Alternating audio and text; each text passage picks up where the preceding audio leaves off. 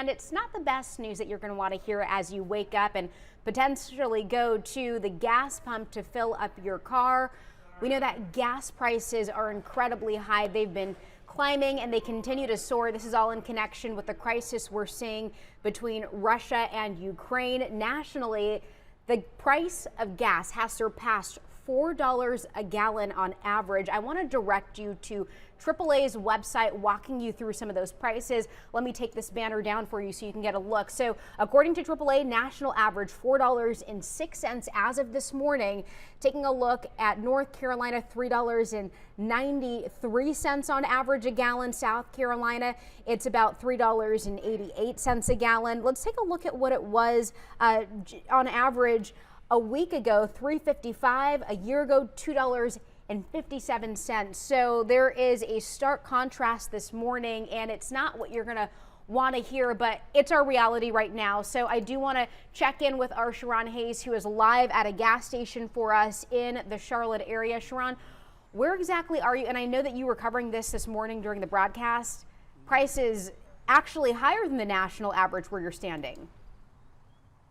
Absolutely. I mean, these gas prices, if we're honest, they're tough right now, and a lot of people are feeling the pinch in their pockets. Now, I'm at the Exxon off of Glenwood Drive. It's just right off of I-85, and if you take a look, the gas is $4.14 per gallon. And like I said, you're not just waking up, you're not misreading that. It's $4.14 per gallon. And in fact, I was looking at the Shell gas station, which is on the other side of the interstate here, and I saw $4, so I drove down there to check as well, and it is also $4.14 per gallon. So yes, these prices are up. And just kind of going off of what you were talking about, Abby, in North Carolina in general, as of 3:30 this morning, and we're going to keep checking, the state average is $3.92 a gallon, and that's up 4 cents in the last 24 hours, and then up 71 cents from just 1 month ago. And also some South Carolina counties have some of the lowest prices that we want to let people know about. The statewide average there is $3.88, but York County's average price is $3.79 per gallon. So if you're trying to look around for those lowest gas prices, it might be worth it to go there and fill up. But unfortunately, what we have heard, Abby, is that this might not be the peak. In fact, AAA is predicting prices could hit $5 in major cities in the coming weeks. So yes, we're keeping an eye on these gas prices. And actually, if you have the WBTV app, there is a traffic tab that you can click on. It directs you to the page. It's taking a while right now, but there is an app on there that you can plug in your location or look at your route, and then we'll show you the gas prices and how they're looking there, so you can find the cheapest gas in that sense. Abby? All right, Sharon, and I know that you were mentioning the app. You can also head over to WBTV.com/traffic/gas-prices to get the lowest prices in our neighborhoods. Statesville Avenue, the Pilot gas station this morning reported gas $3.69 for a gallon of regular gas, and you can see that list right there. Sharon, while I have you here tracking the latest gas prices and what we know about those prices throughout our community, want to ask you about the possibility of price gouging through all of this. So the Attorney General of North Carolina issued an alert over the weekend and also said that he's been getting reports into his office of price gouging. So where are some of those locations that have been reporting that, and what's he saying to do if you experience that in your neighborhood?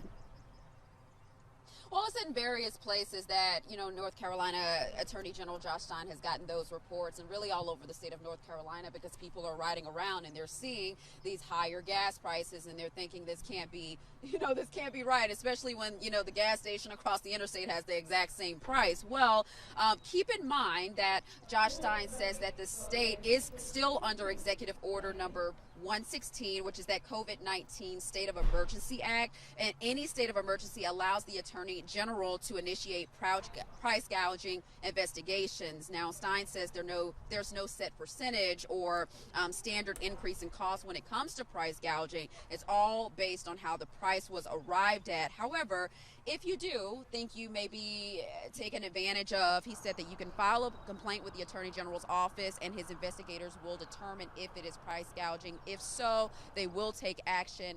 But be patient, because Stein said it's not going to be an overnight process. In fact, they said they're still taking price gouging claims from back when the Colonial Pipeline shut down last May. So keep in mind, it is a process with that. However, they say they are aware of the prices, they're keeping an eye on them, and of course, if you believe that you have been a victim of price gouging, you can reach out to his office and they will add it to the list of places that they're investigating. Abby?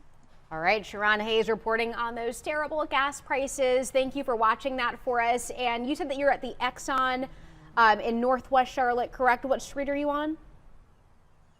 Absolutely. This is off of Glenwood Drive, and I'll go ahead and have the photojournalist here pan over to the prices one more time. Yeah. We're not going to be able to see the shell across the interstate, but yes, Abby, 414, it is not a happy sight, especially if you're kind of like me sometimes, where you kind of cut it close and get gas in the morning. Just keep in mind that at this point in time, it's a good idea to start looking around for those lowest gas prices, because they are up at a lot of different places. Abby? All right, Sharon Hayes coming to us live. Thanks for watching that for us. And definitely want to use the WBTV gas tracker resource to make sure that you are getting the lowest gas that you can. 414 is higher than the national average. So a couple of places that we saw in the WBTV News app that are coming in lower than that 414 price point. Sharon, thank you for watching that for us. We'll check back in later today.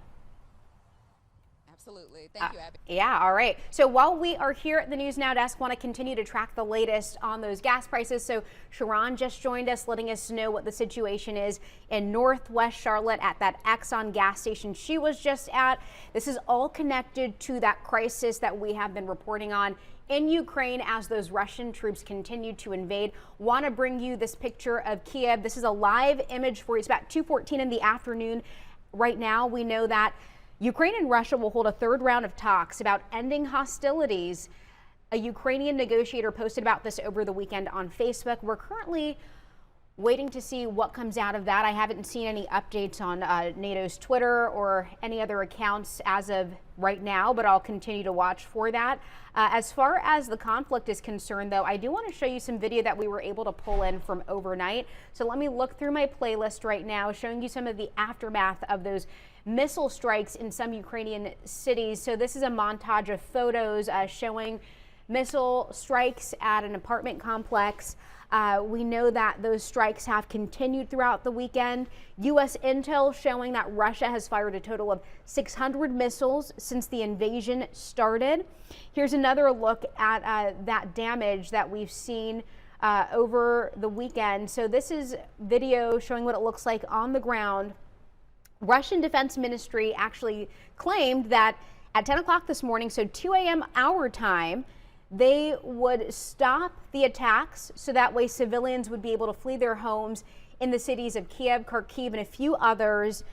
And this is coming in spite of Russian leaders breaching promises that they've made like this. So we'll stand by to see what comes out of that if they held up their end of the deal.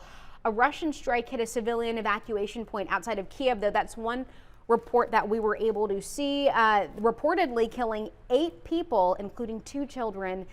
And that was as they were trying to flee their home. So lots of developments coming in by the second. As far as those gas prices are concerned, though, want to focus in on that one more time.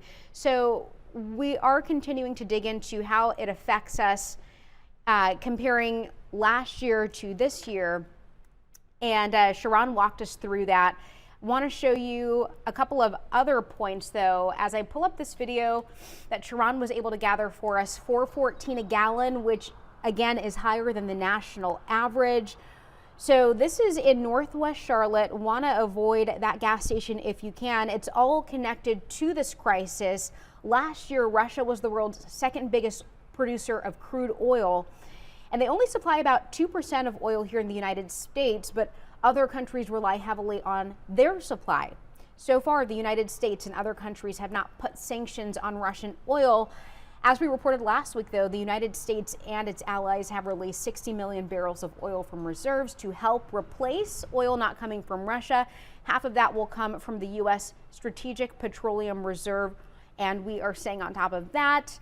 The U.S. has 300 million barrels stored underground in Louisiana and Texas. Analysts say the release will only have a limited effect on gas prices because of limits on how much oil can be released at a time. So not ideal in terms of what we are seeing this morning if you are looking to fill up.